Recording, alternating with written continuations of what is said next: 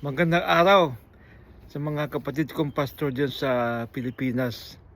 Mga pastor sa mga mangyan, sa Subanin at sa mga ETA diyan sa Pilipinas. Gusto ko lang ipahiwatig sa inyo na talagang tuwang-tuwa ako na very productive ang trabaho natin. Tuwang-tuwa talaga ako. Ang dami na nating house churches. Biro mo, magdalawang tatlong taon lang, pero ang dami-dami na ng mga house churches natin. Hindi ko na mabilang kasi sobrang ang bilang eh.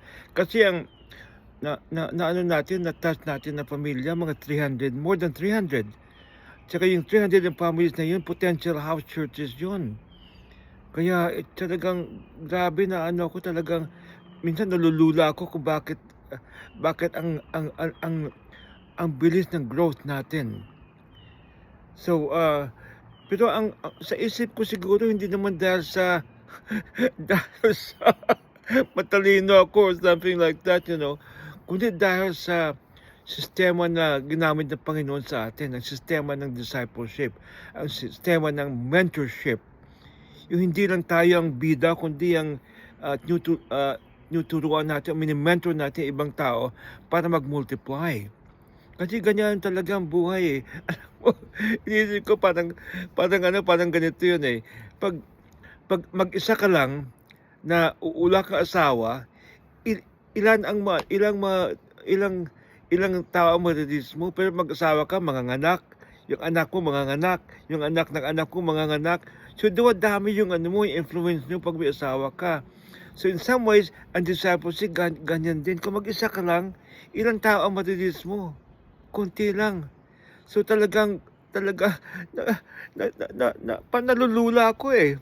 Kasi biro mo, mga more than 300 families na ano natin na potential house churches. Saan ka makita ng ministry na ganyan? Ilang taon lang, hundreds ng magiging house churches natin. So gusto ko lang i-share sa inyo kung bakit nangyayari ito. At sa palagay ko, I have learned from you na kung bakit lalo nag-increase ang ministry natin. Dahil sa nakikita ko sa ginagawa natin kung paano natin sinishare ang gospel na simple lang. So tatlong point lang i-share ko sa inyo para madaling remember, no? Maisip. Ang first, ang naisip sa isip ko, ang dapat natin gawin unang-una, magpe-pray tayo na bigyan tayo ng Panginoon ng opportunity na masishare natin ang gospel. Hindi yung tayo talagang nag-a-attack, no? Tayo pupunta. Pero manalangin tayo na Panginoon, bigyan mo ako ng opportunity na makakashare ng gospel sa ibang tao.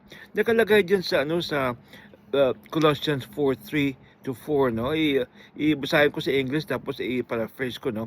Sabi ni Paul, and pray for us too that God may open a door for our message so that we may proclaim the mystery of Christ, for which I am in chains. Pray that I may proclaim it clearly as I should. Could you imagine that? Nakakadena na siya. Pinag-isip pa din siya kung paano niya ma-share ang gospel. So ang concept dito is that na hindi tayo ang maghanap, kundi ang Panginoon maghanap ng tao na ipag-share natin ang gospel sa kanila. So yan ang dapat gawin natin unang-una. Manalangin tayo. Lord, sino kayang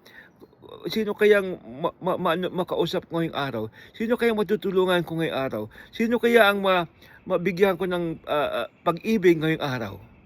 Yun ang dapat natin unahin. Unang-una, hindi yung tayo kaagad pupunta, kundi manalangin tayo sa Panginoon.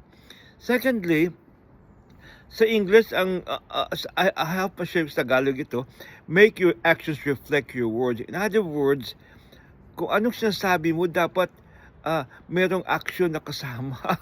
Kasi sabi nga nila, faith without works is dead eh. Kung wala tayong ginagawa, paano makikita ng tao ang Panginoon sa buhay natin kung puro salita lang tayo? Kailangan meron tayo ipakita sa buhay natin na ginagawa natin na makikita ang Panginoon sa ating buhay. Hindi lang sa salita natin. Kasi ang salita, madali lang magsalita eh. Madaling gawa ng message eh. Pero ang buhay, mahirap. mahirap gawin ang buhay. Dito sa Matthew 25:42, no? Ang sabi ng Panginoon, si Jesus mismo nagsabi nito, I was hungry and you gave me something to eat. I was thirsty, you gave me something to drink. I was a stranger. You invited me into your home. I needed clothes and you clothed me. I was sick and you visited me in prison. And I was thirsty, you gave me something to eat. So, ibig sabihin ng Panginoon, pag ginagawa mo sa tao ito, madaling kausapin ng tao. Ang tao ko dyan, random acts of kindness. Na hindi mo kaibigan, hindi mo kapatid, hindi mo naman kamag-anak, pero nagsushow ka ng kindness sa ibang tao. Pag gutom, bibigyan mo ng pagkain. Kung nauhaw, bigyan mo ng iniinom. Kung walang damit, bibigyan mo ng damit.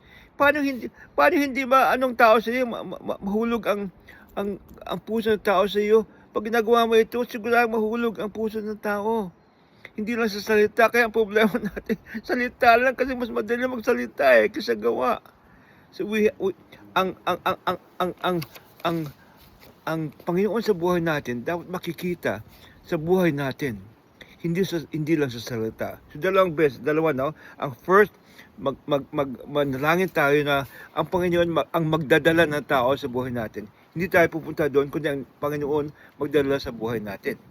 Thirdly, kailangan ang message natin very clear. Hindi masyadong complicated. I-focus natin sa Panginoon Jesucristo. Ang sabi dito sa 1 Corinthians 15 verses 3 to 4, no? For I have received, I pass on to you as of first importance, that Christ died for our sins according to the Scriptures, that He was buried, that He was raised on the third day according to Scriptures. So, simple lang yan. John 2:16, for God so loved the world that He gave His one and only begotten Son, that whosoever believes in Him shall not perish, but have eternal life. So, simple. Ano mo lang, kung ano nangyari sa buhay ni Kristo, you know? Ginawa na nag-sacrifice siya para sa atin, namatay siya sa cross, tapos He was buried, tapos na-resurrected siya, which is proof na Panginoon siya. Siya ang Diyos. Tapos sabi niya kung sinong naniniwala sa kanya magkaroon ng buhay na walang hanggang. So simple lang yan. Very simple gospel.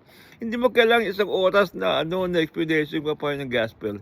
But anyway, i-express ko lang yun. Unang-una, manalangin tayo na bigyan tayo ng opportunity na ang tao pupunta sa atin. Secondly, ang buhay natin, ang